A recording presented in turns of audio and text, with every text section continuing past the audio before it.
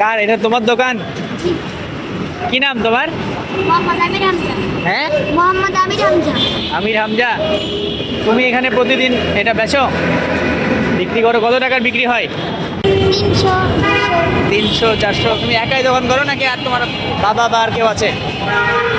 আমি দোকান করি, আমার বাবা ফুটপাতে চশমা দোকান করে এবং কি আমার বাবার এই জায়গায় বেচে কিনা হয় না, দিকে আমাকে এখানে বেচে কিনা দেয়।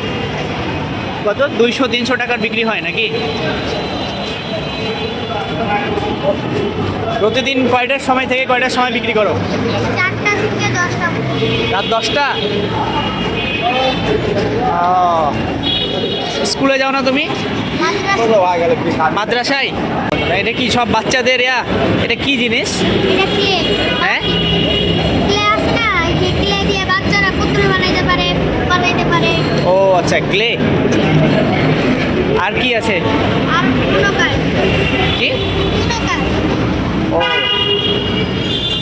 আর আর এই লাইট আছে, এটা দিয়ে রাইতে বেলা এরা জল। ওয়ালে? মাদ্রাসার বেতন দিতে পারি না। মাদ্রাসার বেতন দিতে পারি না 3 মাস ধরে। 3 মাস ধরে বেতন দিতে পারো না? কত টাকা বেতন?